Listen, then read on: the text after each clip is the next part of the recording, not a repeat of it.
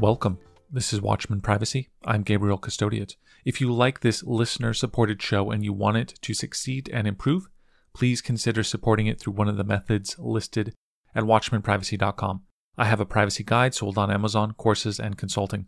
Free methods of supporting includes leaving positive reviews, subscribing to me wherever you can, Twitter, YouTube, Odyssey, etc., and sharing my work. Find links in the description or at watchmanprivacy.com. Your support determines the future of this show. Thank you. Welcome everyone to the Watchman Privacy Podcast. I'm very pleased to be joined by the speaking representative of the Samourai Wallet team. This is Samourai Wallet. We'll call him Samourai. Samourai, welcome to the show. How are you doing? Thank you very much for having me, Gabriel. Big fan of the show and really excited to be here. Very pleased to have you. Samourai Wallet is a Android-only wallet, though their technologies are used by Sparrow Wallet, which we also like on this show. And we're going to get into that, but it's a Android-only Bitcoin wallet with privacy features. And it's a very fascinating project. The Samourai Wallet team are hardcore proponents of privacy, Bitcoin privacy, other kinds of privacy. Samourai, I wanted to start by talking about some of the basics of Bitcoin privacy. And it seems that I hear two very extreme and probably incorrect versions of Bitcoin privacy. And vision one comes from a lot of the Monero maximalists, where they think that the minute you sign a transaction using Bitcoin, that every three-letter agency in the world suddenly has a spotlight on your geolocation and a list that pops up onto their screen about your personal details. And of course, that's ridiculous. That's devoid of nuance. And on the other hand, there are many Bitcoiners who either don't see privacy as an issue, they're more concerned about adoption, increase in price, whatever the case may be, or Bitcoiners who offhandedly remark that, Lightning Network solves our privacy problem. What I would like to do just to start is kind of give people a realistic view of Bitcoin privacy. And here's a scenario. So let's say that Jason buys Bitcoin from Coinbase, and then he sends that Bitcoin from Coinbase to support various causes, to buy things, etc. So the question is, what could you or I or any other casual observer detect about the activities of Jason's wallet besides just two random wallets interacting? Could the casual observer ever tie any of that activity to his personal identity? Generally not. No, not a casual observer. Satoshi designed a pretty, I think, robust system when it comes to privacy. And it's not an anonymous system. Right. It's a pseudonymous system. And that was a decision made, when Satoshi architected the system. And for the majority of the time that Bitcoin existed while Satoshi was involved, that was really fine. And it still is quite fine today. As your example illustrates, a casual observer of the blockchain cannot determine your identity in the real world from your Bitcoin transactions. They need additional information. They need additional metadata. They need additional surveillance capabilities to make that leap. So no, you can't. Now, the issue more recently is the number of KYC'd entrants into the ecosystem. So those are users who have purchased or acquired their Bitcoin, and in exchange to do that, they have provided their identity, their social security number, their address, etc. That information is now known by the exchange, but it's also probably known by the surveillance company that the exchange contracts with. So when you take a system that's designed to be pseudonymous and attach real life identity to a UTXO in that system, unless you're very careful, you can reveal information about completely unaffiliated transactions just because that one transaction is now in your wallet, or that one UTXO is now in your wallet. So you have to be careful once you've stepped into the realm of providing your real life identity in order to interact with Bitcoin. And we understand that's a common thing now, but we do try to tell people, if you can, avoid that. Because really, if you think about it, it's outrageous that you should have to provide your identity to acquire Bitcoin. And there's plenty of ways that you can get around that if you're willing to be a little creative. I totally agree. We're total non-KYC here on this show as well. Just kind of trying to insert a dose of sanity so that people know that even when you're using, let's say, KYC Bitcoin, it's not as if the casual observer, it's not as if you're showing your passport every time you make a transaction to the casual observer. Yeah. We don't want to be hyperbolic or anything, right? And this is an important thing to distinguish against. It's what is public information and what is private information. When you provide your KYC information to the exchange, that's relatively private information that you're providing to the exchange. You have a reasonable expectation that that exchange isn't going to share that publicly. They might share it with a partner. It depends on the terms of service that they have. And they might share it with the state if they get a order to do so or a request to do so. But they're not publishing that on the blockchain. So what's on the blockchain is public, and that is addresses. That's UTXOs. Those are transaction hashes, and there's no association between what the private information that the exchange holds and the public information that's on the blockchain. There's no public link between those two things.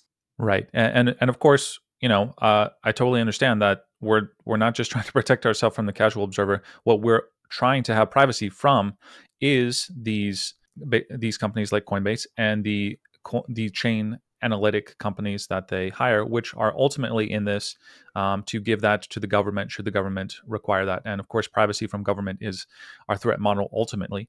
And so that's why we want to, as well as their lapdogs and corporate suits, that's why we want to do this completely correctly. And so what about a different scenario, Samurai? So let's say we have Bob, and Bob purchases Bitcoin in a non KYC way via BISC or some other service at kycnot.me.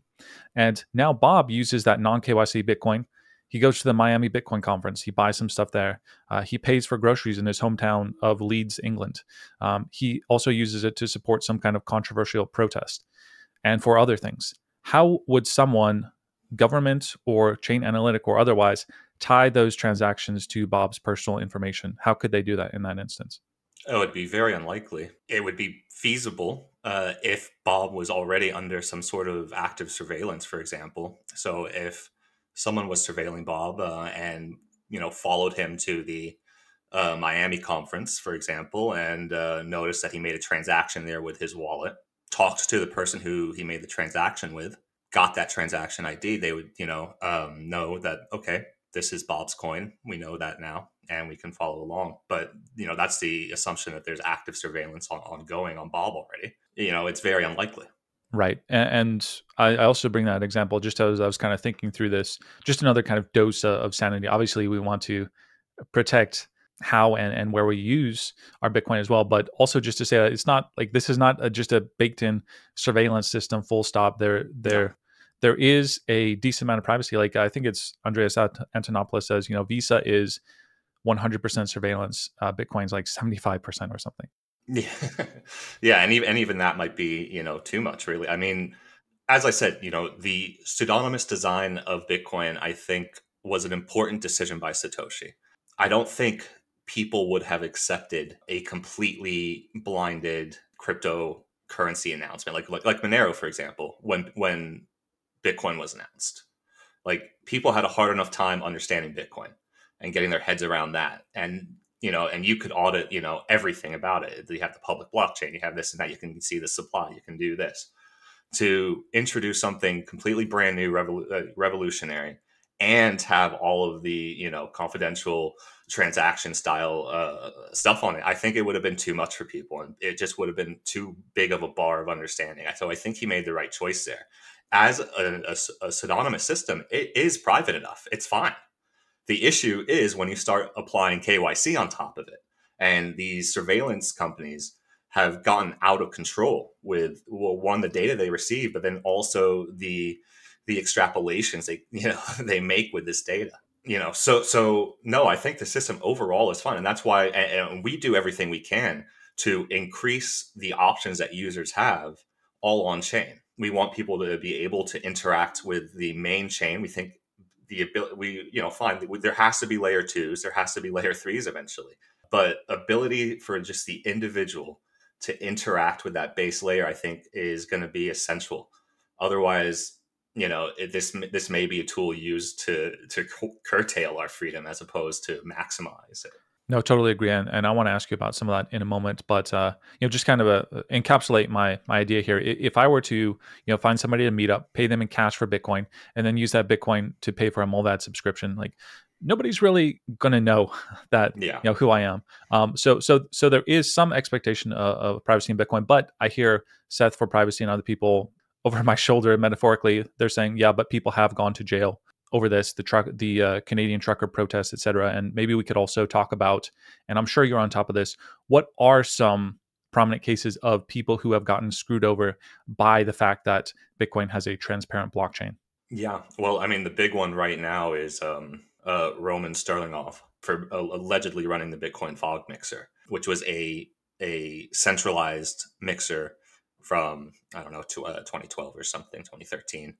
We've looked at the evidence that the state has produced to tie him, this individual, to being the operator as opposed to just a user.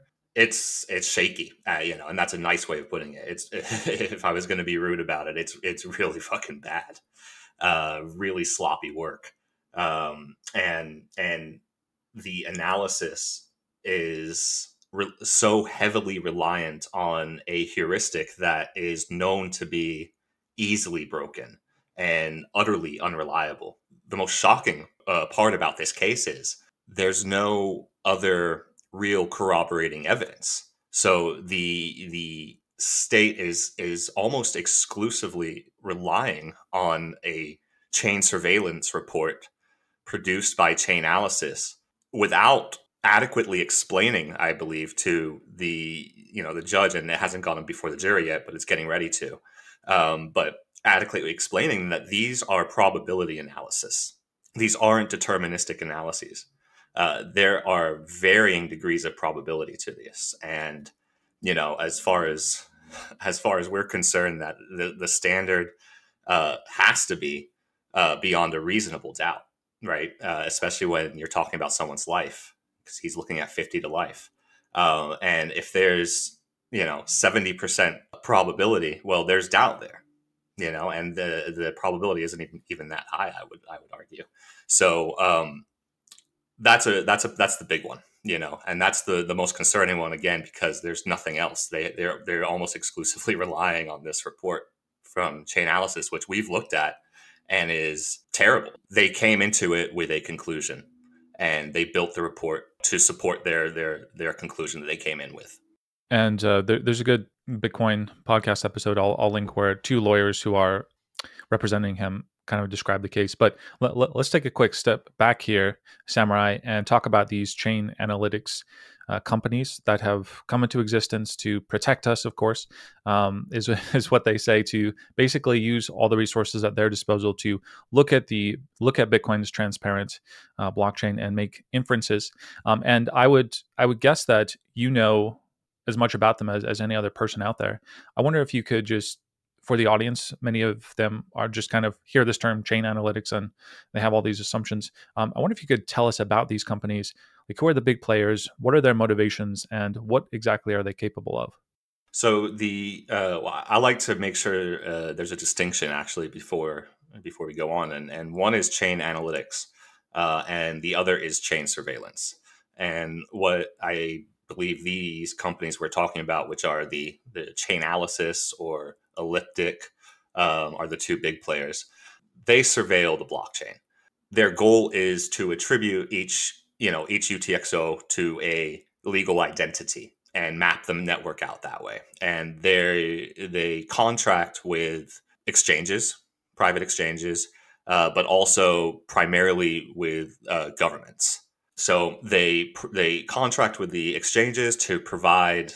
The exchange provides the Chainalysis or the surveillance company with, let's say, a address, and the Chainalysis company or a chain surveillance company responds with, yeah, you can transact with this address, or no, you can't transact with this address because it's a little shady, or they were associated with something risky 3 transactions ago, so don't do business with them. So that's what the exchanges contract them for. Pretty much pretty basic stuff that are required by existing regulation for exchanges to do.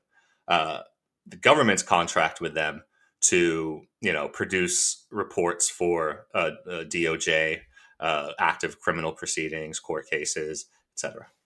So this list that Chain Analysis or Elliptic have of bad transactions that they're just saying yes or no, who is coming up with what these with these bad UTXOs or these bad transactions in the past? Who's coming up with that list exactly? There's various lists, and ultimately it's going to come down to what the exchange or entity that's contracted with them, what their risk department is going to allow them to do. So it could be a lot of things. We know, it has to be at the legal level. It has to be an address that isn't on the OFAC sanctions list. So the Treasury Department produces this list of supposed bad actors, their bank account numbers, and they also now include Bitcoin addresses. So if the Bitcoin address is on that list, they're not allowed to interact with the exchange. But then there's all sorts of additional things that they can do. So for example, you'll see stuff like can't be associated with gambling, or can't be associated with sexual content or material, or ammunition, or firearms, or fireworks, or stuff that's actually completely legal and you can do with cash. You can't do if you're using these services, right? So if you went on a sports betting website, made some Bitcoin by betting some Bitcoin, wanted to cash it out at Coinbase, for example, they might have a problem with that, even though sports betting is completely fine and legal to do. Very interesting. And I was going to ask you about what are the inadequacies of this chain analysis and chain surveillance. Obviously, one that comes to mind is, okay, so 3 transactions ago, this was involved in something bad. Well, when I have cash, I give it to somebody, and maybe a drug dealer stole it from them. I don't know. How am I responsible for something? How am I responsible for the past? So, what are some of the assumptions and inadequacies and just kind of ridiculousness? This is the thing.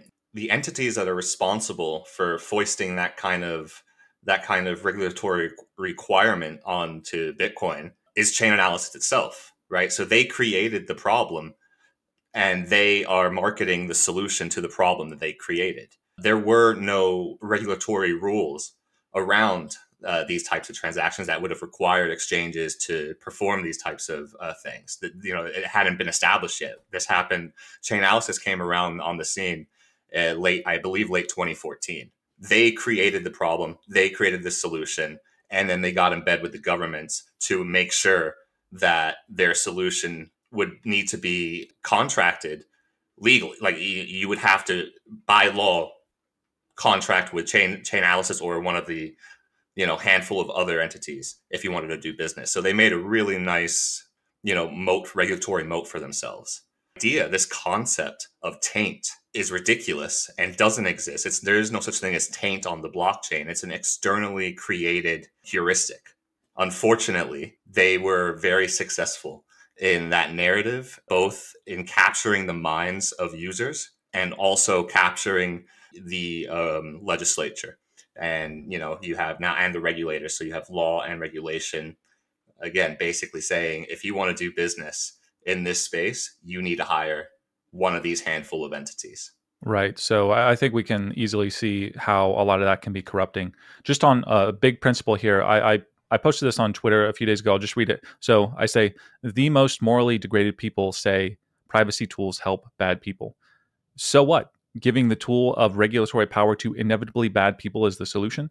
Morality begins with the individual and is moderated at the local community level. Stop asking for anything more.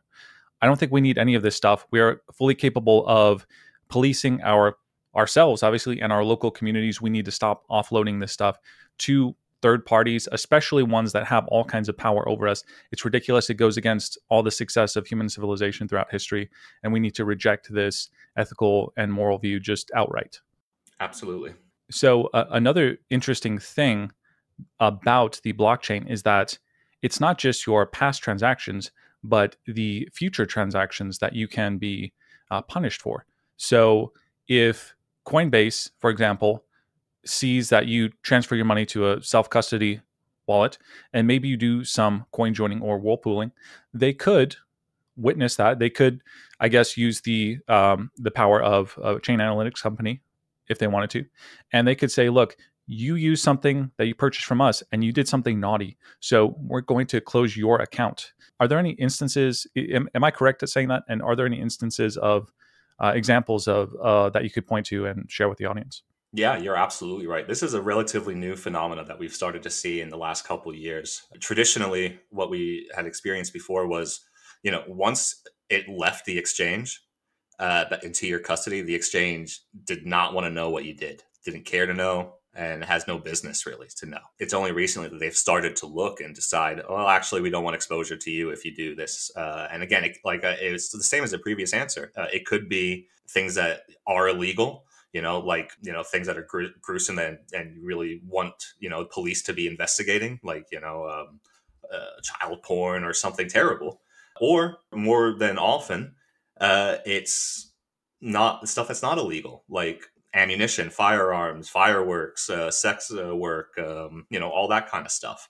We've seen some, none of the big exchanges, but some of the smaller upstart exchanges or regulated entities, maybe trying to appease regulators or get something approved, seem to go a little heavy-handed on the compliance. And we have seen a few of those entities start to complain when users are entering CoinJoin after leaving, their platform. None of the big exchanges, and we regularly test depositing into all of the major regulated exchanges from Whirlpool outputs just to see if they're going to have a problem. I'm sorry, Whirlpool, for your audience, is our CoinJoin implementation. So just to see if they're going to have any problem with receiving from coins that have been through a privacy tool. And so far, none of them have. And it's also worth mentioning for yourself and for your listeners that Coinbase don't need to contract with Chainalysis or some of these other surveillance firms. They actually bought their own and have their own in-house surveillance team. So they're doing all of their own work on that. So in one aspect, it's kind of good because they're not sharing their data with Chainalysis, and they have a huge amount of data. In the other sense, it's kind of, well, they have their own surveillance team. Moving on a little bit here, Samurai, there are a lot of Bitcoiners who are not very much interested in privacy, and they don't seem to realize that their seemingly subversive money could be shut down in all kinds of ways. And I know you would never go to the Bitcoin Miami conference, but No. If they said, look, Samurai, we need you to speak to all these Bitcoiners, explain to them, put some sense into them, wake them up from their dogmatic slumber about the need for self-custody and privacy, and they gave you a few minutes, the main speaker, like, what would you say to these people who are not that concerned about privacy and self-custody, but they like Bitcoin? I think for that type of audience, the best way to go about it would be to have them kind of imagine if their current, bank account, cards in their wallet, the legacy financial institutions that they're linked to, if they operated in the same way that Bitcoin operates in terms of the privacy model, what would that be like? And how would that be okay for them? Because I'm sure there's at least a small percentage of guys in there who have girlfriends or wives and have OnlyFans subscriptions, right? No doubt. Like, what would their wife say about that? If their wife could go online, go to a block explorer, type in their name or whatever, and it pull up all of the subscriptions, all of the stuff that you're into, and that is all available publicly for free to anyone, and try to paint that picture in that way, because it's not a privacy model that anyone in their rational mind would accept. If Bitcoin is going to replace, the fiat system, which is what a lot of those people believe, right? That at the Bitcoin Miami conference, it's like the dollar is going to disappear. There will be, nothing else but a Bitcoin standard, and that's not going to happen in my view. But that's what they believe. So say, if that's what you truly believe, what does that Bitcoin standard look like with the privacy model it has, and how you live your life? If you're really thinking about it honestly and truthfully, it's like, okay, yeah, we're going to need some privacy stuff. But those people, again, this is why I won't go to that conference. I think the majority of people at that conference don't care about privacy aspect, not because they're not honestly thinking about it in that way and saying, oh, yeah, if that was the case, it would be bad. But they're thinking about Bitcoin in terms of an investment. And in their mind, adding privacy increases regulatory risk from a government going, oh, I don't like that, I'm shutting it down, and therefore risks their investment. And I think a lot of them, well, I've seen them say this explicitly, that, privacy tech on Bitcoin on the main chain is too big of a risk for their investment, and they want to keep it as it is. Final question for the broad view. For those who are listening to what we say about analyzing the blockchain, and they realize that they've been making all kinds of assumptions about how Bitcoin is just baked in surveillance, and they want to kind of start to learn a little bit how this transparent blockchain can be exposed. What kind of resources would you direct them to? I know that you guys have a service that you can use to do this, which is called oxt.me. And there's a lot of bad faith people who say, oh, Samourai Wallet, this privacy company, they have their own, chain analytic thing. Like, come on, people, that's really bad faith. Obviously, it's there to show people how this stuff works. And there's, I think you have a story about. Well, there's an interesting story with OXT. OXT was created by a single person. It was created by a brilliant mathematician named Laurent MT. And if you don't follow him on Twitter, I highly suggest you do, because the insights are great. So he created this platform, was trying to provide it for free, open. It's the open exploration tool. Provide it for free, let people use it to learn about Bitcoin privacy, and to visualize these transactions. And the way he visualizes transactions was a little bit different to how everyone else was doing it at the time. So he created this tool, and he was actually approached by Chainalysis, and they wanted to buy it from him. They wanted to pay him a lot of money to hire him and buy his tool. And this is how Chainalysis grew, especially in the early years, by doing this exact thing. But Laurent said, absolutely not, no way. One, I want to keep this as an open tool, but two, there's absolutely no way I'm giving you, this code, because I know for a fact that this code, is better than what you can do right now. And I don't want you to have it. Long story short, within a few months, he was running out of money, and it's a very expensive site to host. He was about to shut it down. We met him, at a meetup in Paris, and said, we will pay for this. We'll buy it.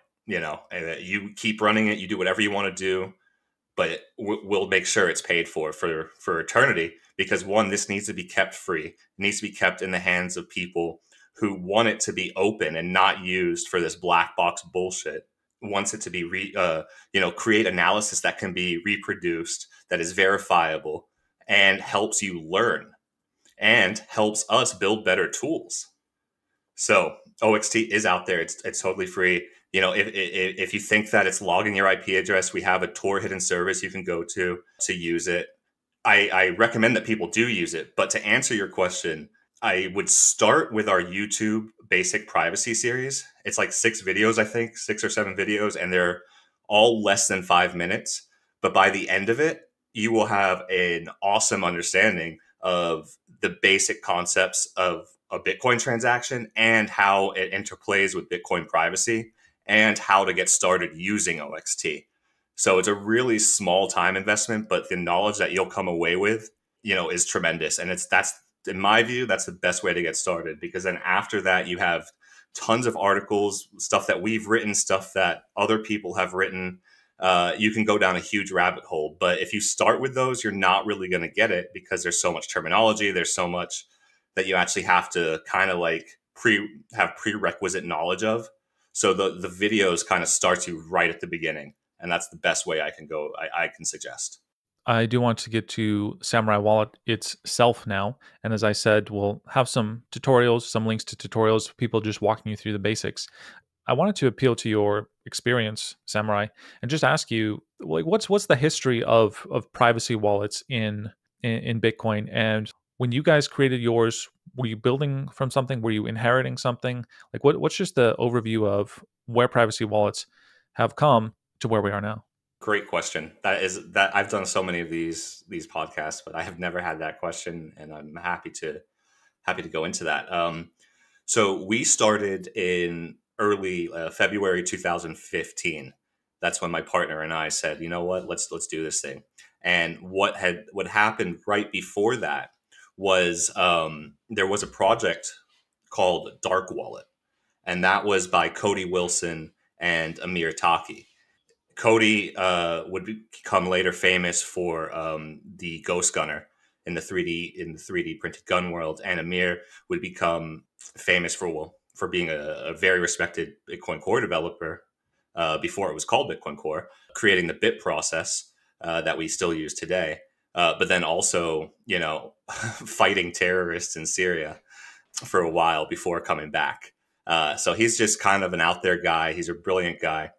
The two of them weren't able to finish Dark Wallet. They released a prototype. It had stealth addressing, and it had a very primitive kind of coin mixing in it. It still wasn't great, but it was a start. It was still a prototype. We were, my partner and I were both really excited about this project. We both donated to it, and we wanted it to succeed. But unfortunately, it fizzled out. And we were discussing one day, I think we were at a bar. Well, we were at a bar in London. We said, why don't we just do it ourselves?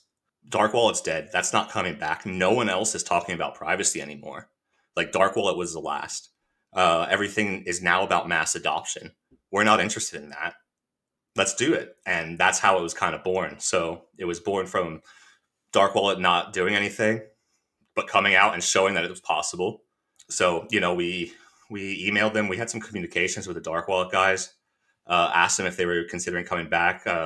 There was some kind of, one of the coders was actually still doing some stuff. We got them to implement, I believe, an early version of Paynim Bit 47 when there was some hope of them coming back. But ultimately, no, they didn't. And where we're at today. So that was like 2015 when in our heads, it was already, the emphasis was already starting to shift away from the cypherpunk kind of individual anarchist vision of Bitcoin and what Bitcoin is about to the more of the mainstream Bitcoin's an asset type of view. When we talk about a privacy wallet, a wallet was always kind of an abstraction. Bitcoin is when you break it down, fairly simple, and a wallet's just kind of organizing various things, your private keys, your addresses, things of this sort, so that you can use them in a more user-friendly way. But a wallet can't change any of the fundamental way that Bitcoin works. The blockchain updating 10 minutes and every 10 minutes, and just a simple kind of signing of your UTXO and transferring that over to somebody else is very simple. Wallet just kind of helps with that. And so a privacy wallet is essentially just causing confusion in various ways, many of them ingenious, such as Samourai has done, causing confusion by joining UTXOs with other UTXOs and spitting them out in very rather ingenious ways, and essentially creating a layer of confusion using the blockchain against itself to reduce the probability that you are the actual owner of this Bitcoin that you're sending to and fro. And you have all kinds of ways to do this, but just starting with the whirlpooling, which is your form of what is called coin joining. Where did that idea come from? Well, we knew right from the beginning, from the day that we started sketching out the ideas for Samourai Wallet, that it would need to include CoinJoin. And at this time, CoinJoin was, Join Market hadn't launched yet, though it was still, people were still talking about it. There was some hype around that building. But Greg Maxwell had proposed a scheme on the Bitcoin Talk message boards that he called CoinJoin. It's an ingenious scheme, and without getting too technical, what you're essentially doing is you're joining your coins with other people's coins, and on the outside, to the public observer, it's impossible for them to tell which coins belong to who, after looking at that transaction. That's the essential thing. So one way I really like to explain it, especially to people who are familiar with gold, and a lot of especially early Bitcoiners come from the gold bug world as well. You and I both contribute a golden ducat to the pot, to the smelter, and we both get a golden ducat out of the smelter. But this golden ducat is now shiny and freshly smelted, and the golden ducat we put in is kind of dirty and scuffed up, right? The ducats it's the same gold, it's just been recast, and that's what a coin join is. It's a recasting of a UTXO of a coin. So we knew we wanted that in there. And it it took a long time. I mean, we launched Whirlpool 2018. I want to say 2018. Yeah, from 2015 to 2018, we were diligently working away at the goal, which was getting CoinJoin on mobile, which we were, everyone thought was not possible. It had to be a desktop application, all that kind of stuff. So we built the building blocks one small piece at a time. For a very long time, it was just me and my partner T-Dev. Eventually, we were able to start growing the team, and now we're able to deliver stuff more effectively.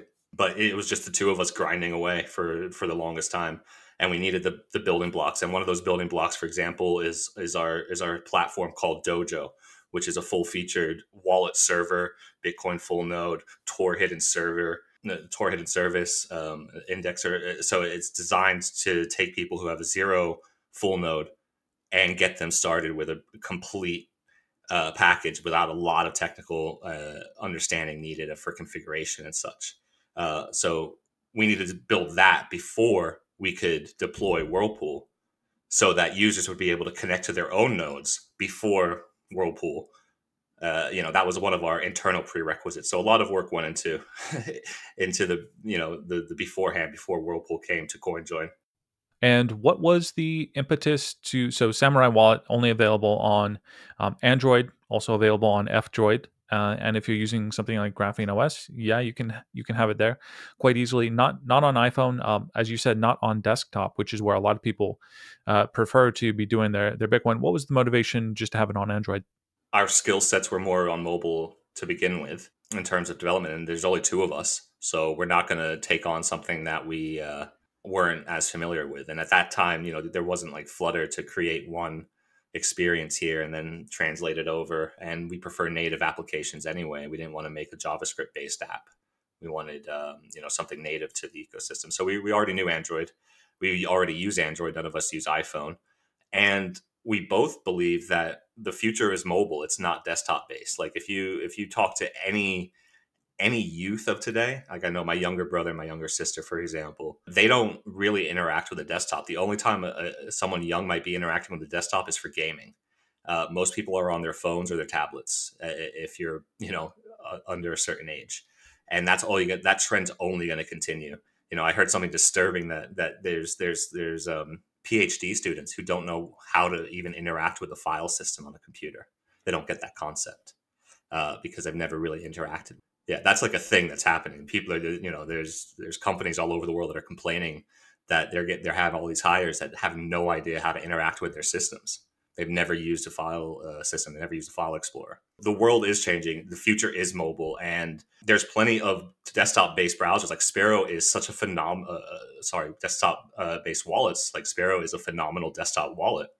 We don't really need to go there when you have such a great option already. And they've implemented our tech. So, it would kind of be redundant at this point.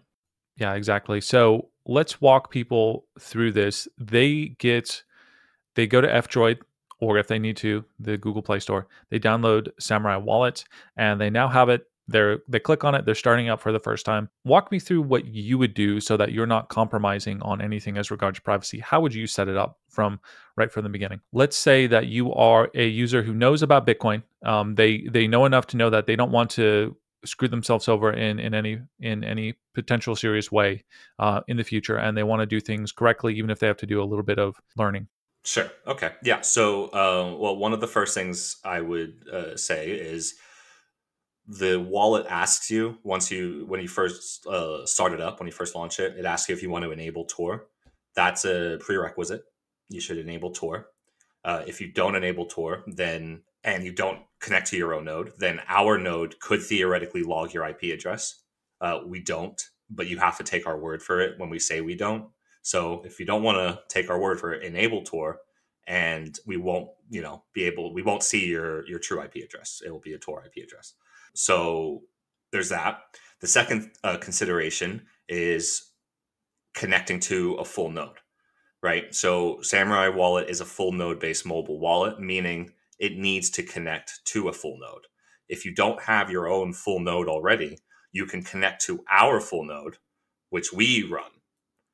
If you do have your own full node already, you can connect using that full node but you do need to install like a piece of middleware software, our server software, which is trivial to run, especially if you already have a full node.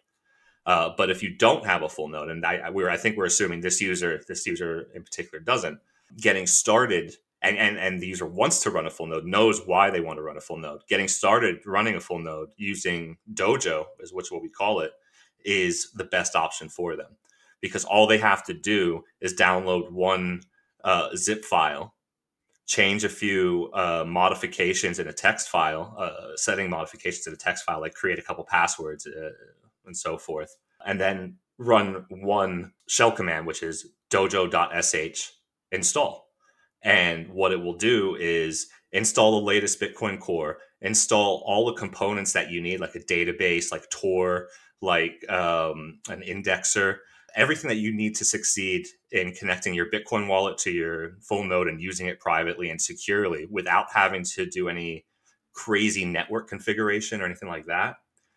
One shell command. And then by the time it's done, which depending on your hardware can be, 24 hours to, a week in terms of downloading the blockchain and everything. But once it's done, you have a totally sovereign, extremely private solution where you're running all the critical core infrastructure that you need to connect your wallet to your full node and use your full node in a private manner.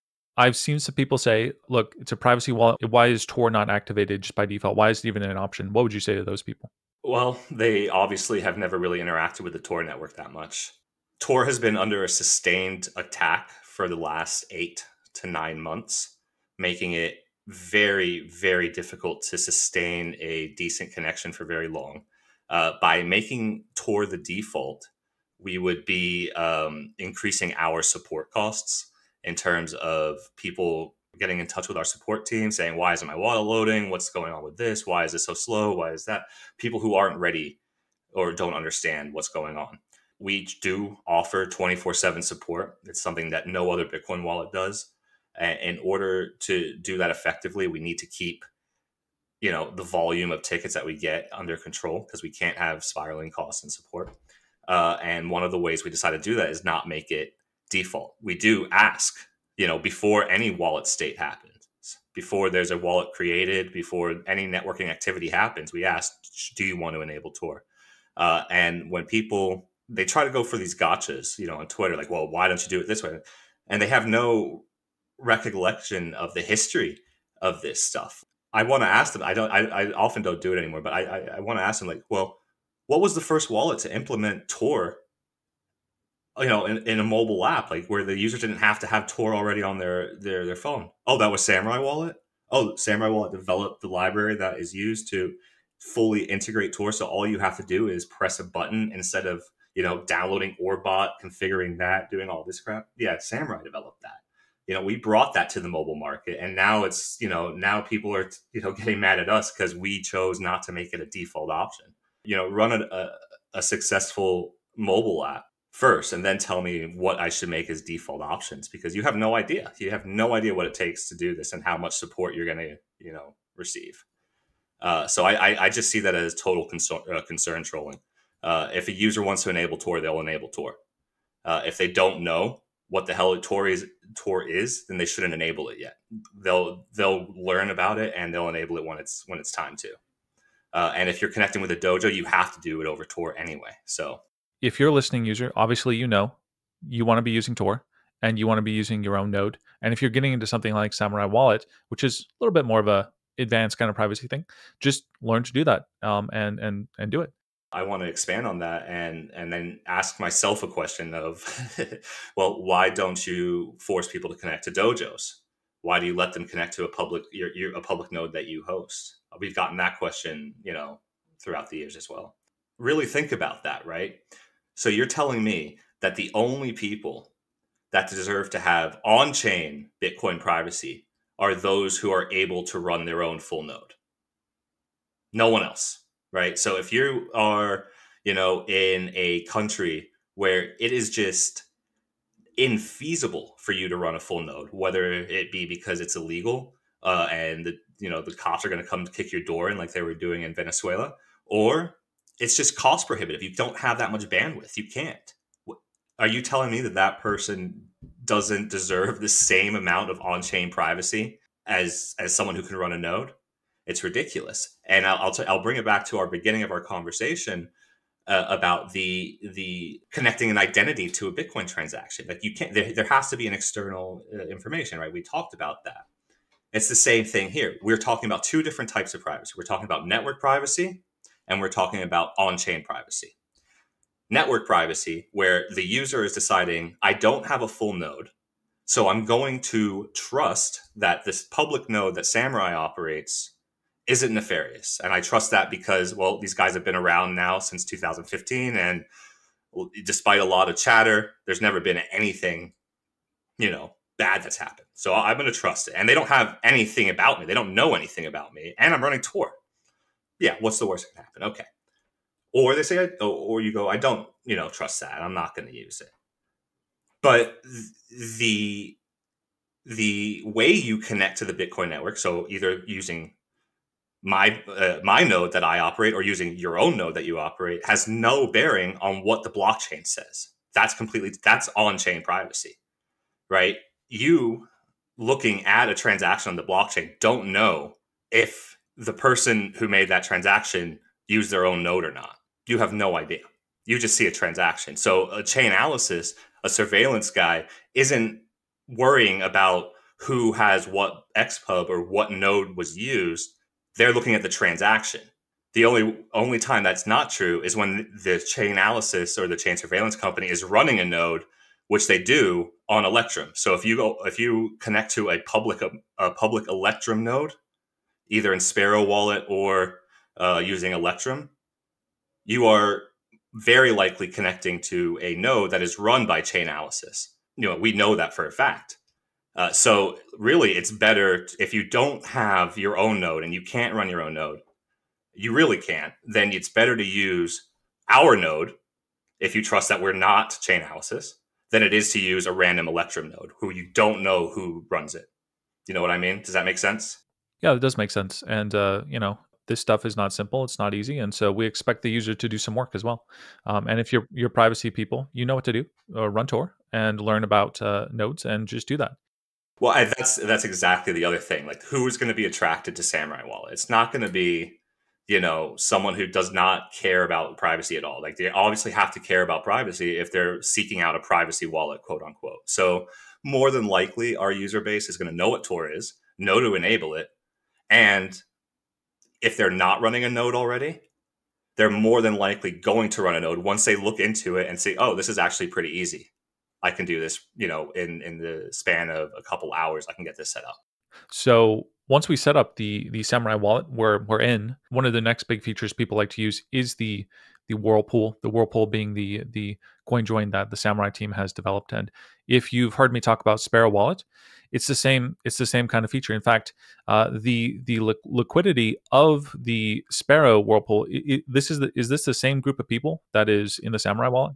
Absolutely. Shared liquidity. That's what makes it so powerful. And so people listening will be familiar with that. Basically, you're entering one of various pool sizes and you're doing the coin joining. So when it spits out your UTXOs on the other side with 4 other people that you're in this group with, all of them of the same amount, you have made it so that you've broken the deterministic links. So nobody can say for certain at that point that, oh, this came from that previous wallet. And if you keep mixing, then you can increase that anonymity set and very much reduce the connection to the Bitcoin you originally put in. That's a phenomenal explanation. I couldn't have done it better myself.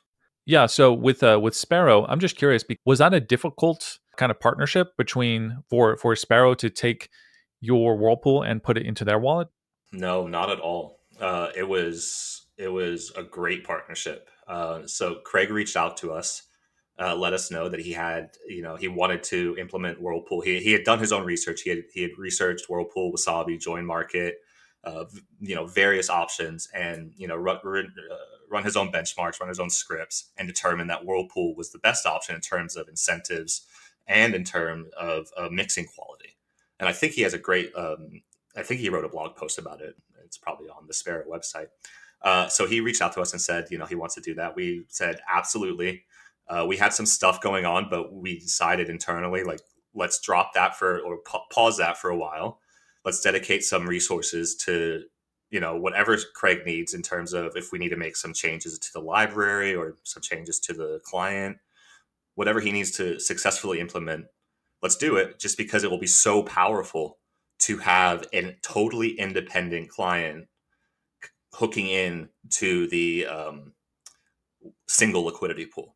It brings a whole new group of users unrelated to our users, their own group of users, and it really diversifies the liquidity set, which is exactly what you want in a CoinJoin protocol. So it was a very easy partnership. Craig implemented our Whirlpool code into Sparrow. He made some pull requests as well, so his changes got merged in. It was a beautiful, showing of what open source is about. One of the things about the Whirlpool is that there's all kinds of ingenious stuff going on to select particular UTXOs and make sure that you're not mixing your own and all this other kind of good stuff. And that happens through a central coordinator. And of course, anytime somebody hears central and they talk about Bitcoin, they start to bristle. First of all, how does this central coordinator, who is also blinded, whatever this means, how does that work, and why should people be at ease that this central coordinator cannot be co-opted or be doing anything naughty? Yeah, no, it's a valid concern. The first question is why a centralized coordinator anyway? When dealing with CoinJoin, you have multiple participants involved in a single transaction. In a Whirlpool, it's 5 participants. Doing peer-to-peer coordination without a central coordinator of 5 different clients it's a pretty tough thing. It's a pretty tough nut to crack.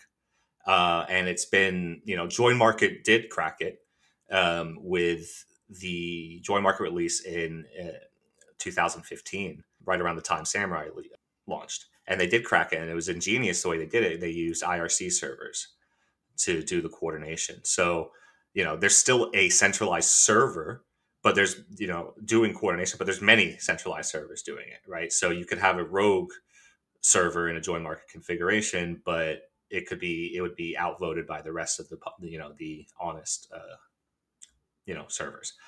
So, that was an ingenious way, but doing that on mobile, especially at the time when we're developing Whirlpool, it's not really feasible. So it had already been established pretty much since CoinJoin was conceived that you wanted a centralized coordinator just for efficiency of handling communication between clients. And that's what the coordinator needs to be able to do. It doesn't need to know amounts. It doesn't need to know anything. It just needs to handle coordination between all 5 of the clients involved in that mixing round. And in order to do that effectively, we blind the coordinator, and we use it's called Chalmian blinding. It's a ECDH kind of scheme. And what that means is the coordinator cannot link the inputs that it knows about, because you tell the coordinator, hey, I want on one Tor circuit, you tell the coordinator, hey, I want to mix this, this UTXO. And then the coordinator can't know what output is connected to that input because it's been blinded. And, as it is with anything that runs on a server, you can't verify. You as an external third party can't verify what that server is running. Right? You just have to, at that point, believe. But the code is out there and available, and it operates within the expected parameters of what that code should operate in. It still operates, without knowledge of the output. I don't know exactly how one could cryptographically prove that. I think you can, though, but we would have to have the developers on to go through that process, because I'm not technical enough to do that. But all of that to say that while it's accepted that centralized coordination of coin joins is an acceptable kind of thing we're willing to swallow, it's still not ideal, as your listeners, and I'm sure you agree. We want to decentralize as much as we can and remove points of failure. Now, the centralized coordinator can't link stuff, but if a centralized coordinator was seized, mixes would stop. And we would need to deploy another coordinator somewhere, and that could take time. So it would be more ideal if one centralized, mixing coordinator got seized. Mixing didn't stop; things just kept going. And the only way to do that is by decentralizing the coordinator. So work has been ongoing for the last year and a half to decentralize the Whirlpool coordinator. And it's just kind of one of the next building blocks. I was explaining our building block approach. It took us years to get to Whirlpool because we were doing things methodically and making sure that all of the foundation was strong. Well, we're doing the same thing now. We have a strong coin join, the strongest coin join in terms of on-chain, in terms of the privacy guarantees that we can mathematically prove to you. And now we're going to make a more robust coordination by decentralizing it. Yeah, I've been instructed by many people to ask you about that. What's the latest update that you're willing to share about the progress? Well, the first step that we needed to take in order to get the ball rolling was decentralizing Soroban, which is our communication layer, which is a Tor-based encrypted communication layer that allows you and another party to do coin joins together, right? And it's not going through a centralized coordinator. The messages are going through something called Soroban, and it's a connection between you and the person. So it's closer to P2P, but there still is a Soroban server.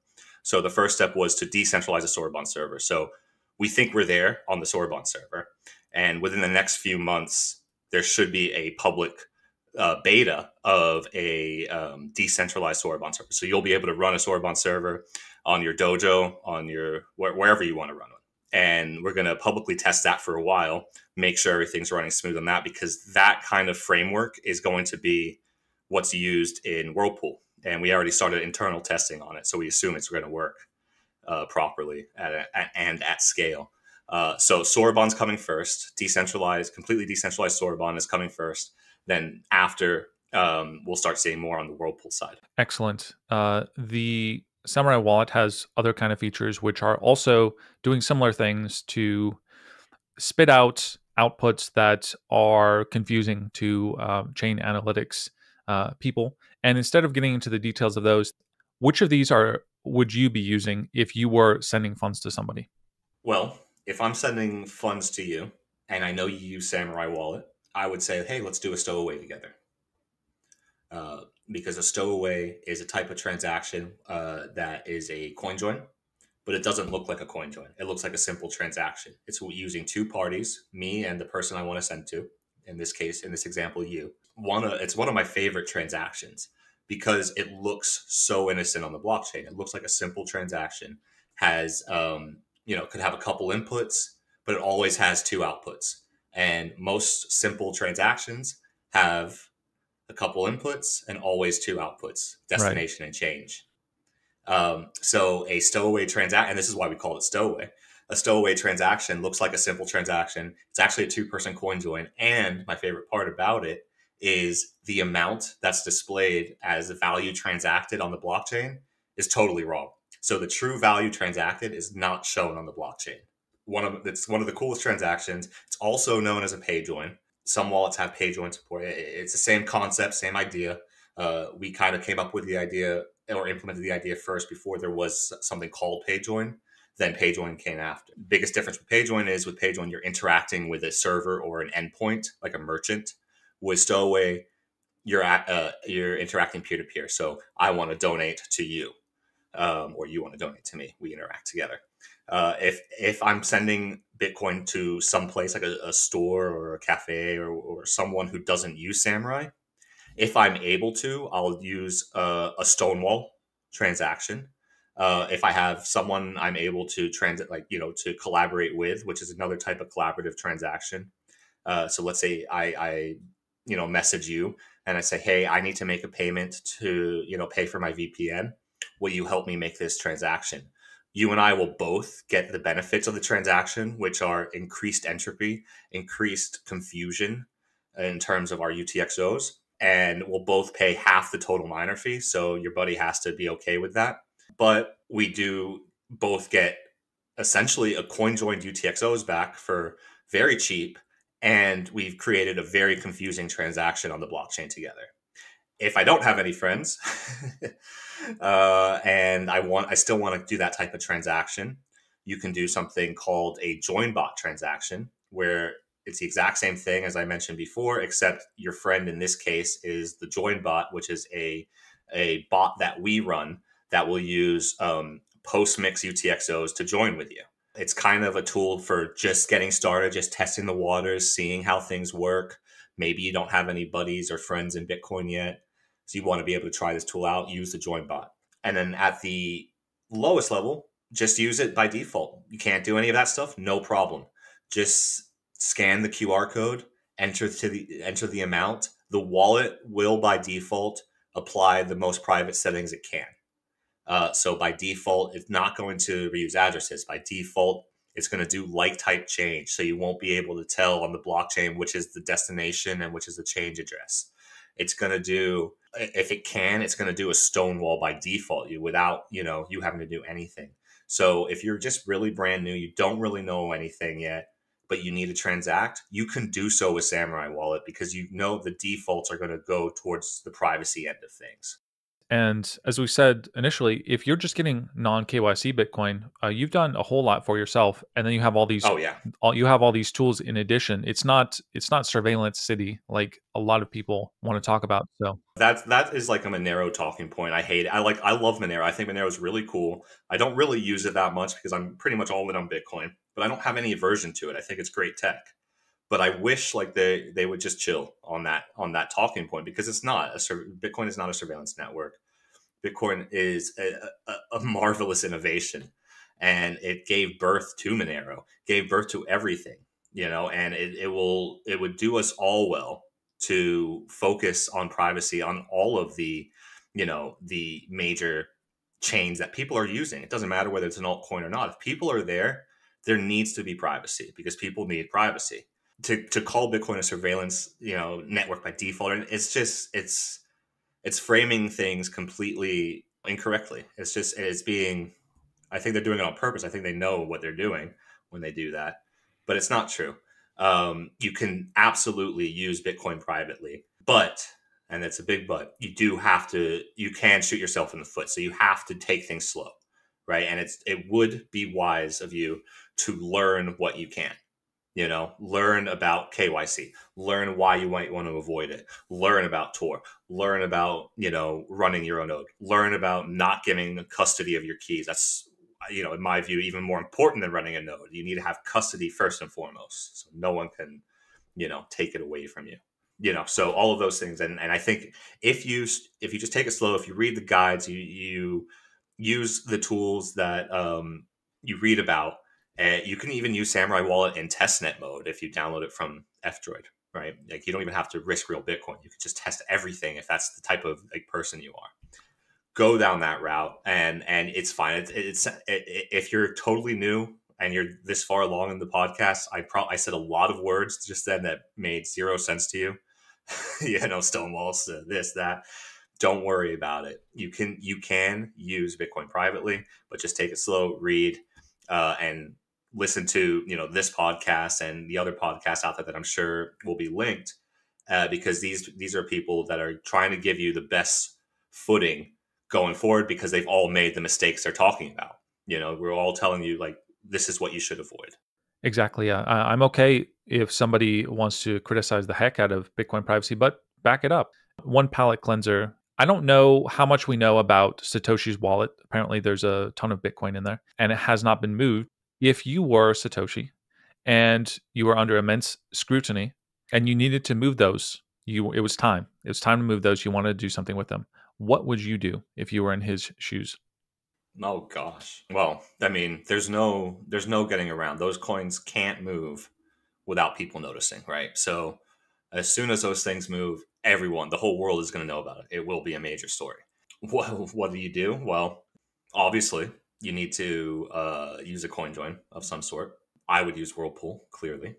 The question of we're talking an immense amount of coins, right? So you can't, well, you can, but you shouldn't make massive entrances into CoinJoin, right? Big flops into the pool.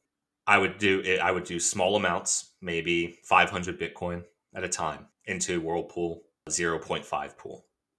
It will take a long time. Satoshi is going to be mixing for a long time. And when we're talking about large amounts like this, you really any amounts, time is your best friend.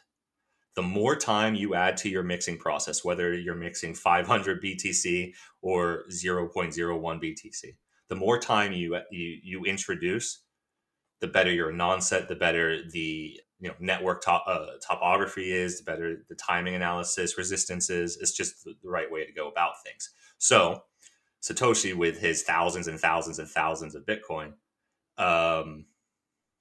is going to be mixing for a heck of a long time. But I think we've learned about Satoshi is that he has patience. If he's now suddenly mixing his coins, moving his coins, he has plenty of patience. So I have no doubt that he will behave responsibly and properly. We've seen a few whales come into Whirlpool before. One of the things we do as a coordinator is make sure that the health of the coordinator is maintained, meaning that there are no active Sybil attacks. Everything's misbehaving. There's not like clients that look like they're part of the same group that are trying to undermine mixes. We take that very seriously. And if you're going to have a coordinator that is centralized, you have to do those things, or else you're just going to have a polluted, attacked mess.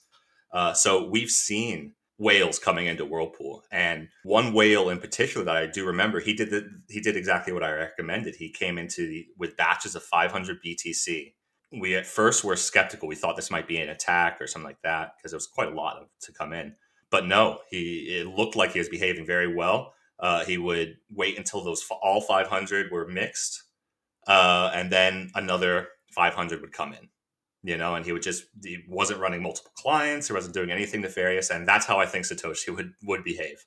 With enough time, enough remixes, and this is very important, he stays in the pool. He doesn't immediately, get his remixes and then, spend out to a hardware wallet, spend out somewhere else, because you can't come into a pool with, let's say, 20,000 Bitcoin and then a year later leave with 20,000 Bitcoin. Anyone watching, any analyst watching is going to go, well, I can't be 100% sure, but I'm pretty damn sure the person coming in with 20,000 and leaving with 20,000 is the same, So he would have to stay in the pool, get his free remixes. And when he goes to spend from postmix, take advantage of the tools in the wallet that add entropy, add confusion when you spend. And, it doesn't matter if you're Satoshi or Joe Blow, you're going to get the same mathematical guarantees on those mixes. And then once you mix, you all have that same mathematical guarantee. And then it's about your post-mix behavior and how disciplined you are with labeling, all that kind of stuff. How many mixes would you feel comfortable with before you move on from the post? Well, you see, it's a good question. I don't leave post-mix. I'm always in post-mix. That is my play. That's where my wallet lies. So the way I operate is once I receive Bitcoin and I receive that into my account 0 or my deposit account in the Samourai Wallet, it's the screen with the gray background. When I receive BTC, it goes there. I almost immediately throw it into Whirlpool. Anytime. As long as it's big enough to go into a pool, I'll throw it in there. And I spend directly from Whirlpool. And every once in a while, I'll go through my post-mix outputs and I'll have a couple change outputs from various post-mix spends. And then I'll add those back into Whirlpool. So it's constantly into Whirlpool. So I'm constantly getting remixes. So when people ask me how many remixes is enough, it's hard for me to answer because more is always better. Now, I do recognize that a lot of people want to, at some point, take those coins and bring them offline, take them cold, put them into a hardware wallet, put them into, a foundation, a cold card or something like that. And that's where Craig has, in Sparrow, he has mixed to cold storage. And on our tool has it as well, but it's only in the command line right now. But you can mix to a cold storage address after a certain amount of mixes. Benefit of doing it this way is you can't tell the difference between that transaction that looks like a remix, a typical standard Whirlpool remix. Instead of it being within the Whirlpool wallet, it actually goes to your hardware wallet. So it transfers it out within that remix transaction. So there's not a further consolidation or spend that was in the past, tying coins together when they were going into a hardware wallet. So that's a good technique to do if you want. And I would just recommend then, I don't know, 10. I don't know how many is good enough. Like for me, I have, I'm looking at hundreds of remixes at this point just because I keep them in there all the time. Interesting to speculate. Okay, well, why don't we move on to something that even your detractors will take no issue with, which is some kind of more philosophical stuff. You've said, I think it's on your website or what have you, that privacy is not a human right; it's a human fight. I think that's a very healthy outlook. I'll just read something I tweeted recently. I said people throw around the word right very often. I'll translate what most people mean by it. I have a right for someone to give me something. You have no such thing.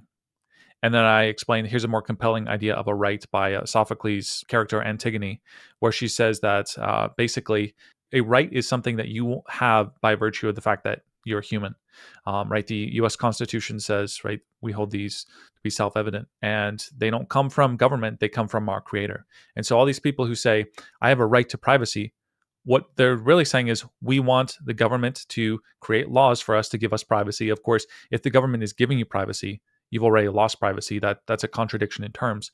A right is something that if you say I have a right to privacy, okay, well, you better fight for it because that's a huge battle.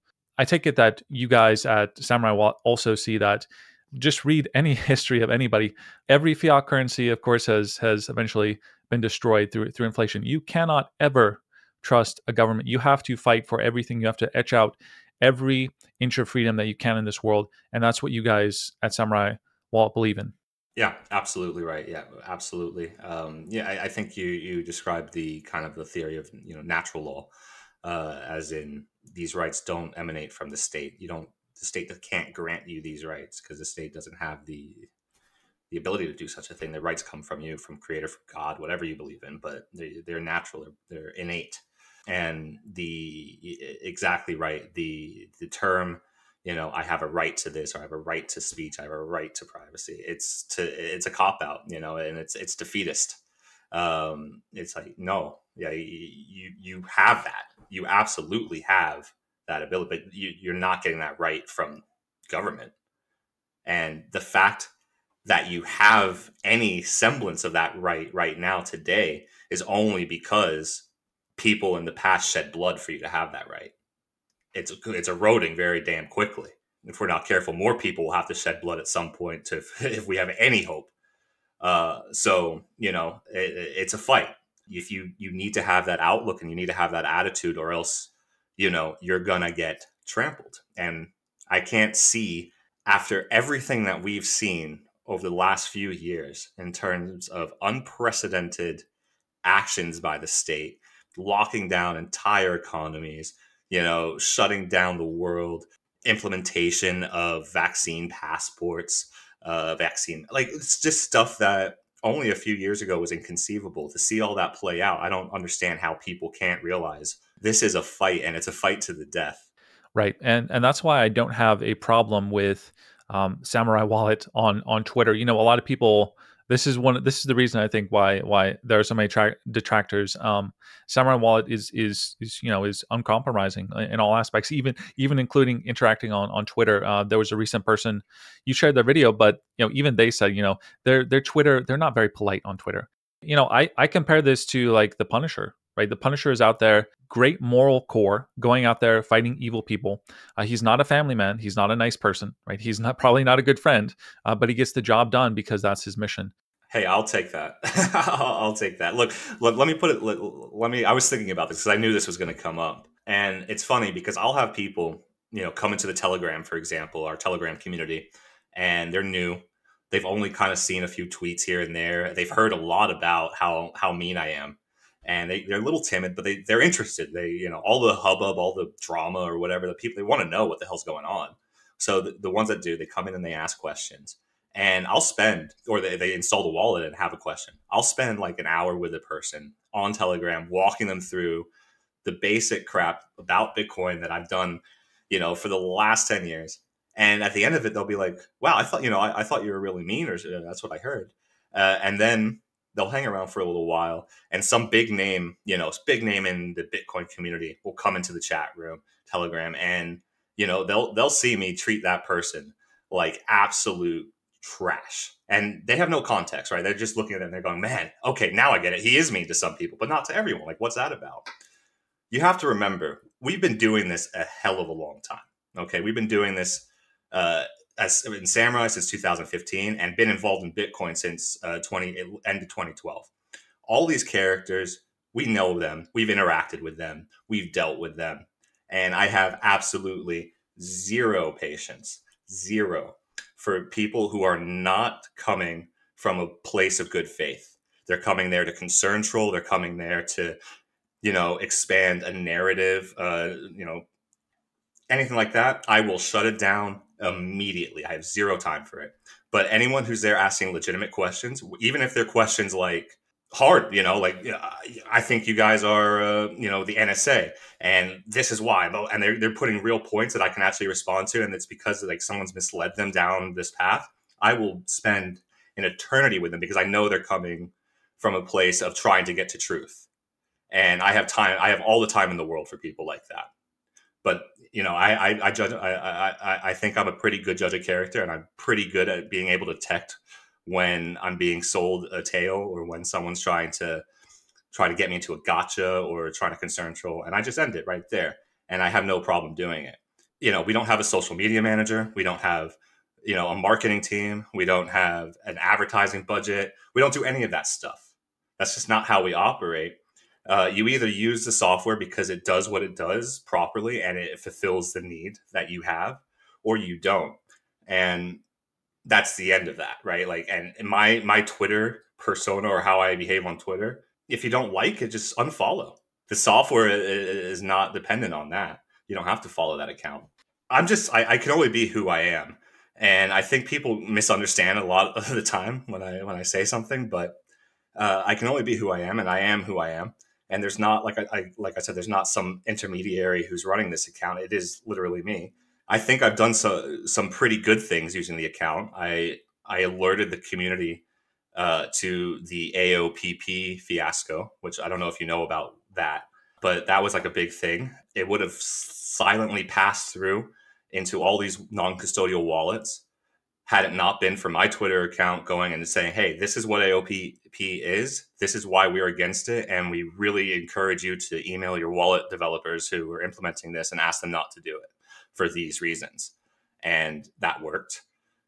We did some highlighting of the recently on Wasabi Wallet and Trezor implementation, said, hey, just so you know, Trezor's trying to put this under the rug, but Wasabi is partnering with Chain Surveillance. So if you're going to use this, please be aware of that. That got the word out. So, I think I've done pretty good things with the account. For somebody who's at the cutting edge, who's holding their ground in pursuit of privacy and self-custody and not, not giving in to KYC or anything, you really need to have somebody with an edge. And, maybe they're going to use the F-bomb a few times and upset you, but that's just probably what's going to have to happen.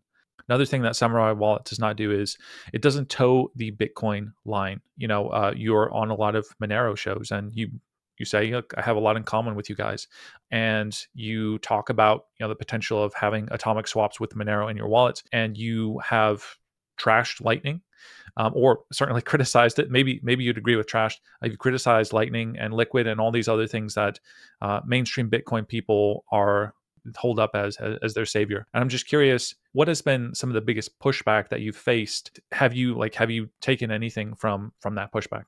So I will say that I trash Liquid and I criticize Lightning. Don't trash Lightning. I do criticize it, but I absolutely trash Liquid. Liquid it's centralized. There's a federation, and if the federation says no, you can't withdraw, then you're screwed. So as far as I'm concerned, that's custodial. I want nothing to do with it.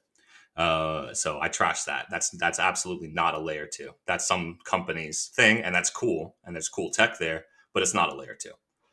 Lightning is not centralized for all its flaws. It's not centralized at the protocol level, so that there's not a federation, and no one needs approval to make a Lightning transaction. So I'm not going to trash it because that's fundamental to me. That has to be the case. But there's plenty to criticize.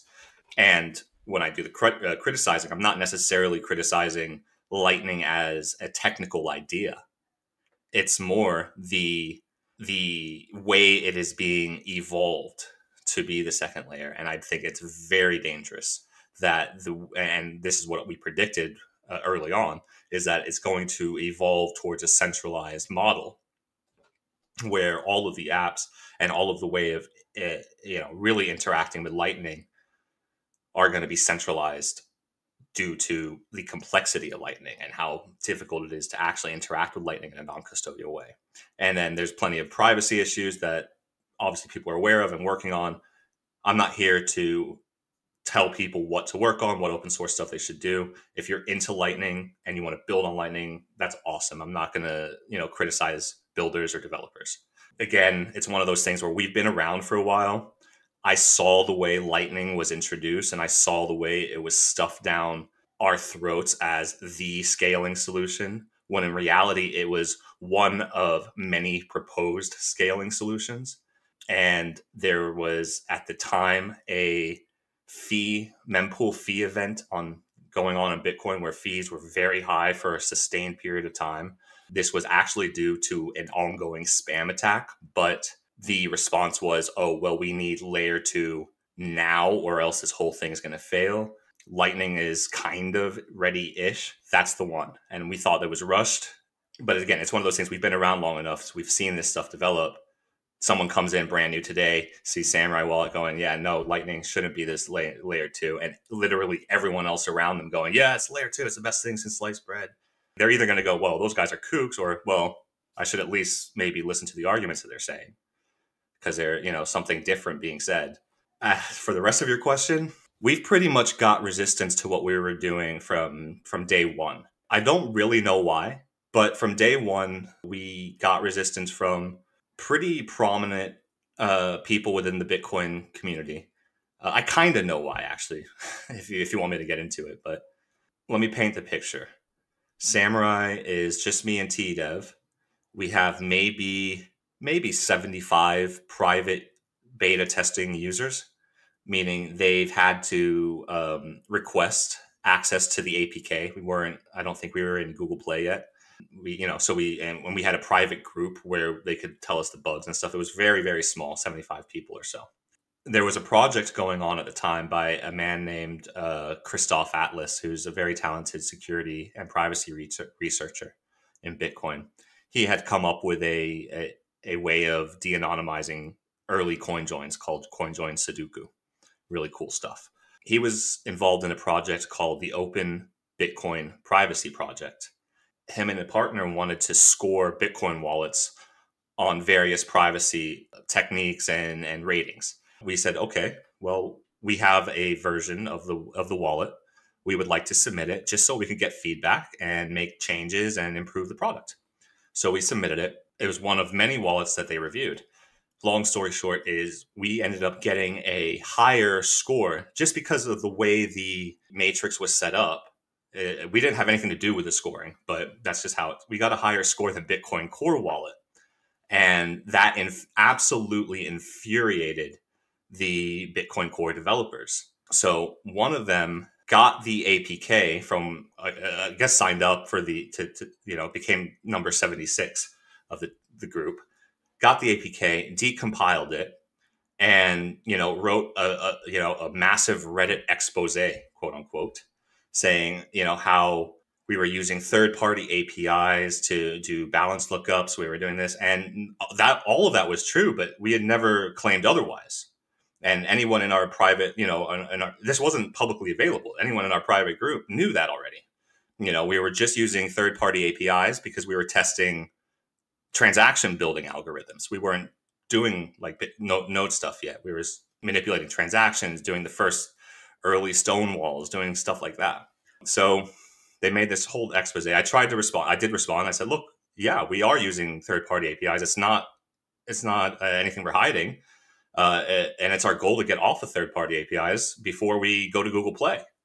It's one of the reasons why we're not even in the Play Store. But that was our introduction. It was kind of an eye-opener for me. And I realized that, there's not going to be backslapping and like, oh, good job, that's really cool, you're working on a project in Bitcoin from like other developers. That's when I realized, like, okay, this is going to be adversarial.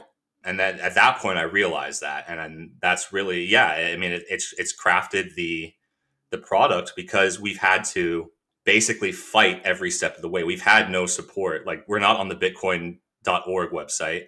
Any wallet who wants to get users goes on the Bitcoin.org website because, you know, that's a lot of people are going to come there. We're not on that. They won't put us on there. They don't like us.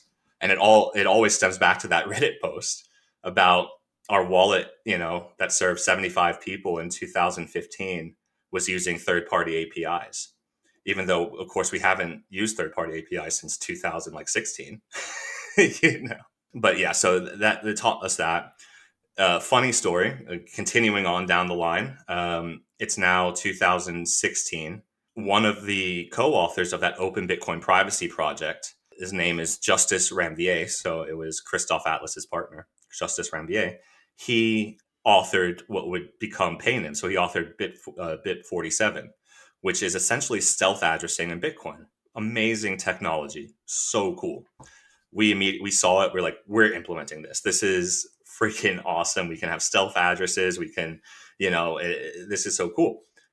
Because he was, one, associated with the Open Bitcoin Privacy Project, and two, held the opinion that blocks should be 4 megabytes instead of, you know, 1 megabyte, the proposal was essentially killed in core. They put a label on it that says unanimously discouraged for implementation, and it went to the graveyard.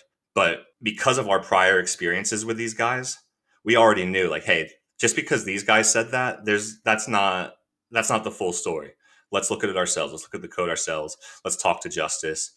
We were the first wallet to implement Bit 47 in 2016. And now, 2023, we have Sparrow that's implemented it. We have Stack Wallet that's implemented it.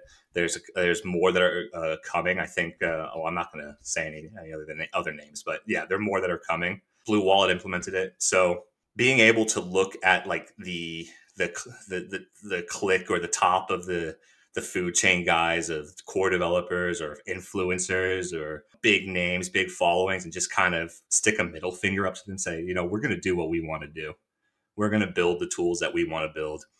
You can say don't implement them. You can do a smear campaign. You can dox us, all of which has happened, been done. You can do all of that, but we're not stopping. We thought our adversaries were going to be on the outside. It turns out we have adversaries on the inside. No problem. We will just fight you just as hard as we are going to fight them. But your values are self-custody, privacy, no KYC, and you don't compromise with. These are red lines. These are absolute red lines. You cannot even compromise a little bit on any of those items. As soon as you do, it's done.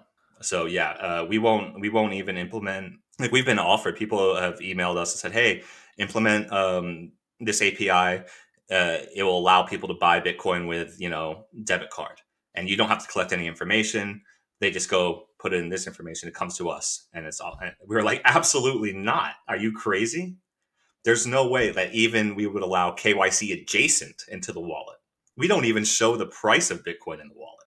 Right. And so you guys have left a lot of money on the table by doing this. You've never compromised, and that has cost you guys greatly. And I think regardless of what people think about Samourai Wallet, and they're not polite and they're whatever, you guys don't compromise, and that is absolutely respectable. Can I ask you a few questions about your operations? Because I think it's fascinating how you guys go about this. Speaking of not compromising, the thing we've not discussed yet is in March 2022, Wasabi Wallet, which is another wallet that has a CoinJoin, they tweeted and they said the ZK Snacks coordinator, ZK Snacks being the owner, the ZK Snacks coordinator will start refusing certain UTXOs from registering to CoinJoins. That was their them admitting that they are going to essentially being vetting the Bitcoin that's going into their service. That was obviously a red line for you guys and for a lot of people. But it got me thinking about why they might choose to do that, because there could potentially be regulations coming down the pipeline for this sort of stuff. And so putting Wasabi to the side for a moment, I'm just curious about how you guys obviously are not compromising on any of that, but you've also done your best, and this is fascinating to me, to diversify yourselves around the world and have private companies, private organization, no employees, as far as I know. What kind of privacy methods in terms of organizing a company could be interesting to the audience? A anti-fragile, censor-proof kind of company. Yeah, yeah. Well, we think a lot about this all the time.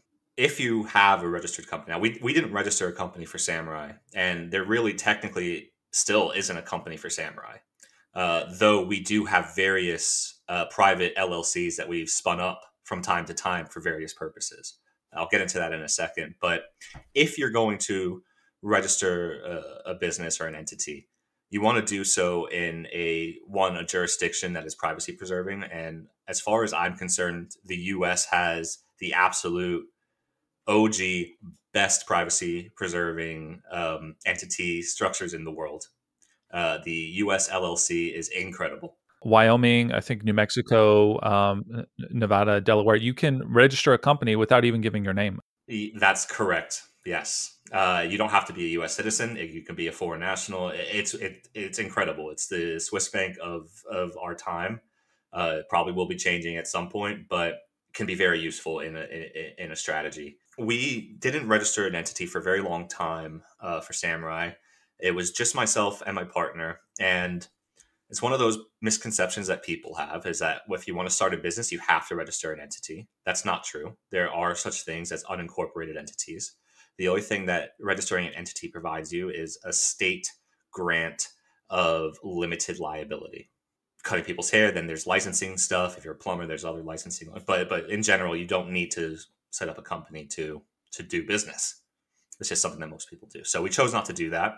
Did everything like you would have a business. We had an operating agreement that was a private contract between two parties, myself and my partner. And eventually, when we had other people join, they became party to that agreement. We tracked our quote unquote equity in the quote unquote company using blockchain tokens on the counterparty network, which is a Bitcoin adjacent, kind of one of the first NFT platforms for Bitcoin really early on. They called them colored coins. And it allowed you to create arbitrary tokens. So we created 100,000 arbitrary Samurai tokens and said, TDEV, here's 50,000 for you and 50,000 for me. That means you own 50% and that means I own 50%. We referenced that in our agreement. So all of this is private agreements, private law. It's all been looked at by lawyers since, and they all agree. Yes, these are valid contracts. You don't need to go through all these. These would be enforceable in court if needed. So that's how we set things up. In terms of people working with us, it's all contributors. It's all independent contractors. It's people who are passionate about this and want to work on this. No one's doing it for the money. I can assure you of that because we're all living pretty frugally. But it's all about the passion. So that's where we get people to help. And sometimes it's slower and harder to find help than it would be for a traditional company. But that's just how it is. We're all distributed. We don't have an office in any one location. We don't have servers in the EU or the US. You're self-hosting your website, and yeah, we host everything ourselves. So I referenced the no third-party server or APIs we were talking about before. Our goal to begin with was to get a product out in front of people so we could start improving it, start building a wallet that's awesome. So we use APIs to do that, no problem. I just don't regret doing that. I would do it again today that way if I had to. It's the same thing with our infrastructure. We used GitHub to begin with, but then we said, look, it's a risk to be on GitHub. At any point, Microsoft, who owns GitHub, could say, hey, we don't like that code, cut it. And they've done that before. They've actually done that multiple times. So we said, look, we need to host our own Git repository so we know our source code is in our control at all times, and it can't just be taken from us. So that was the first thing. Then we did the same thing with our internal chat program that we use, self-hosted that. Then we did it with our email, and then we did it with, now it's everything. We don't have any third-party APIs, and we don't have, our stuff hosted in third-party places. We use very, very secure and reputable data centers in excellent jurisdictions that have a history of telling agencies to go stuff themselves when they come asking for information that they have no legal obligation to provide. Right. Have you publicly mentioned any of those jurisdictions? Iceland, primarily. Right. Iceland is one of the best jurisdictions for hosting data of any kind.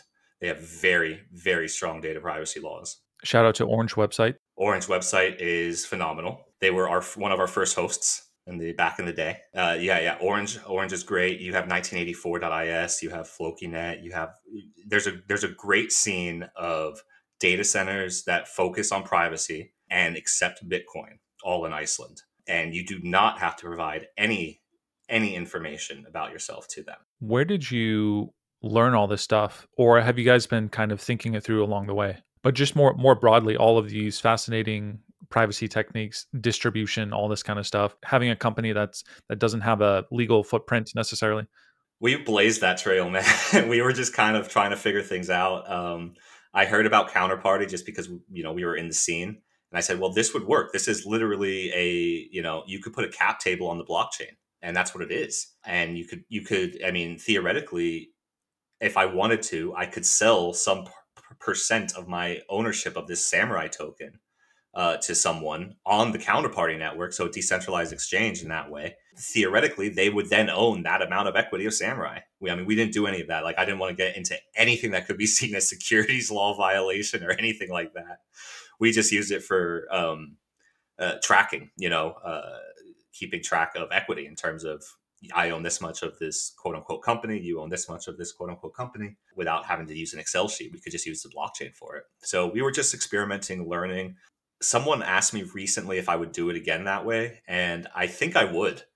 I think I would. It made it really difficult to get any sort of investment.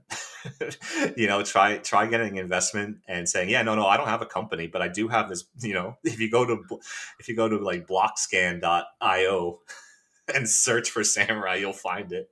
But I think that's a blessing, actually. It will keep a lot of those sharks away that don't understand what the hell we're really trying to do. And the people that stick around and go, okay, I can handle that. I can convince my partners of that.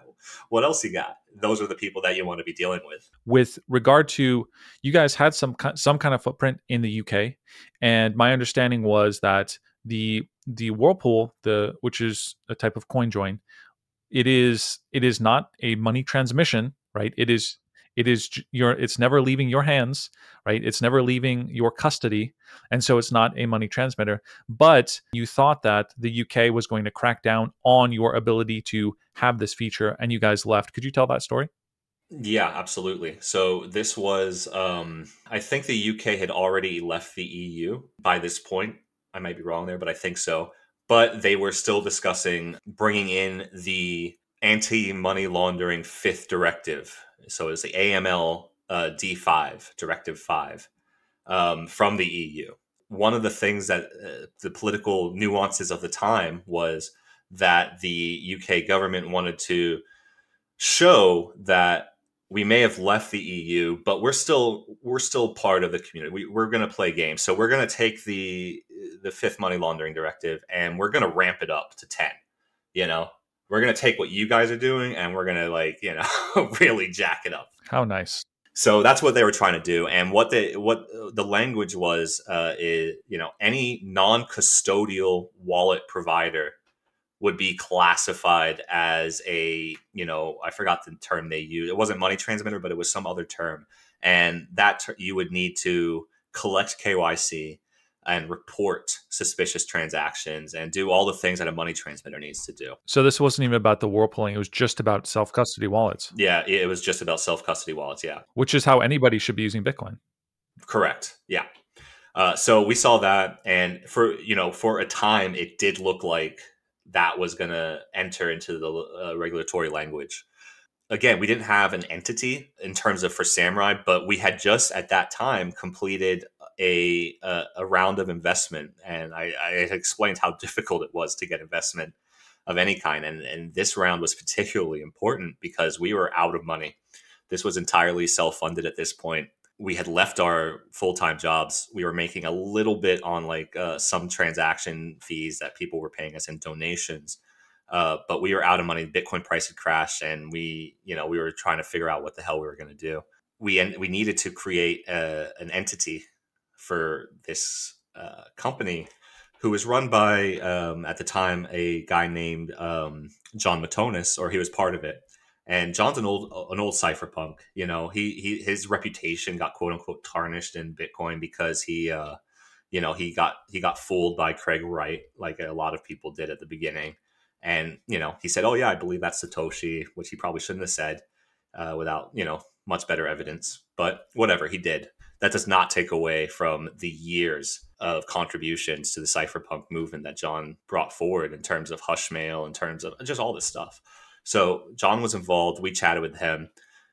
They were willing to keep us afloat, and we were in no position to say no. And I liked the guys. I trusted they were about what we were trying to do. We needed to create an entity in the UK to make that transaction happen, because they are a public company in Canada. So they needed an entity to do business with. So we created an entity in the UK to facilitate this transaction. That was right around that same time as that. So as soon as the transaction concluded, we made sure to shut down that entity immediately.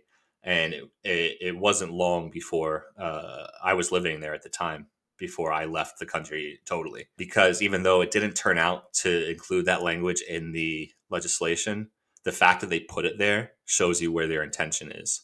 So it may not have made it into the 5th directive, but maybe the 6th or the 7th or the 8th, it will be there.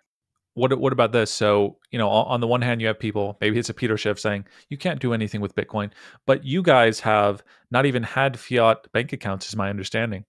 And so you guys have been running a business, a successful business, and living off of Bitcoin. And I'm just curious, how difficult is that? Have any tips or tricks for people who might want to do that at some point? It's not that it's difficult. It's that it can be uncomfortable.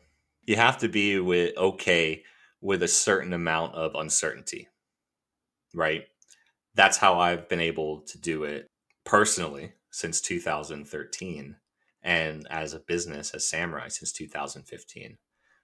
You have to be okay knowing that the price of Bitcoin can just dramatically dip overnight. 50% can be wiped out. You have to have enough runway to be able to make sure that you can survive in those events. So for example, whenever I do budgeting for Samurai, I budget at a USD price of $8,000, because that's where I think we could see lows. And I'm thinking, am I being too bullish? So that's what I do. So you have to take a lot of contingencies into place. That said, I mean, it's definitely feasible. There are tons of places that either accept Bitcoin via some sort of third party thing like Bitrefill or coin cards, or the Bitcoin company is one I've been using a lot, where you can get gift cards to Walmart, Target, whatever, gas, Shell. But also you can buy Visa cards, virtual Visa cards. This has been a newer thing that they've been doing, and it's been a game changer for people like me, where you can buy $1,000 Visa card. I don't have an iPhone or a phone with Google on it, but my wife has an iPhone, and we put the Visa card in her iPhone wallet. Give it whatever name you want, like Satoshi Nakamoto number, Like a Apple Pay kind of deal? yeah, in her Apple Pay, and then you can use it at any place that has the tap to pay. Brilliant. Huge for us. Before that, it was a lot of gift cards. Like if we wanted to go to Walmart, for example, all right, load up the gift card. Or we needed to get gas, load up the gift card. There was a lot of that. If you're able, if you like go to a meetups and stuff, you might find someone at the meetup that's willing to buy Bitcoin from you for cash. If you find someone like that, that's really invaluable, because then you can get cash in hand pretty easily, because they want to buy Bitcoin. They don't want to use KYC. That's been, that's tried and true method. If anyone's going to try that, I say this every time, but so many people have gotten got by this. If you do that and the person you're trading with says anything whatsoever that can be construed as illegal activity, i.e., oh, thanks, man, I can't wait to buy some weed with this, or oh, I'm gonna go on the darknet with this, immediately cease the transaction. That is a Fed. You are being set up. Interesting. That's how they've got people many times that way. And this news always says, oh, it's illegal to peer-to-peer transaction. No, absolutely not illegal to do a peer-to-peer transaction with someone. Just like it's not illegal for me to sell you my car without a dealer involved, right? That's totally legal. If I'm trying to sell you my car and the guy goes, "Oh, here's 10,000 for the car, cash. I robbed a bank to get this, but now it's here," and you don't report that, yeah, you're criminally liable. It's the same thing. That's the same way. And what the feds have been doing, and this is how they got a lot of local Bitcoin sellers in the early days. They would set up a meet, go, "Yeah, I really can't wait to. Thanks for this. This is great. Yeah, I got this via some, insert criminal method here." And if the guy continued the transaction, boom, arrested, got him. Yeah, some good people have gone away for that. So if you're going to do that, it's still a viable method. Just as soon as anything fishy is said, just say, "Hey, I'm out. See ya." Atomic swaps with the Samourai Wallet into Monero. Great question. Yeah, so we announced that we were going to be working on atomic swaps. That it is a goal of ours to be able to fulfill the Bitcoin side of an atomic swap with Monero in Samourai. Announced that, I think, in 2020. Maybe a little early. I thought we were closer. I honestly thought we were closer than we were. It was one of the things that we paused development on to work with Craig on Sparrow. We thought it was worthwhile, getting Whirlpool shored up a little bit more. And then we went back to working on swaps. So work is ongoing.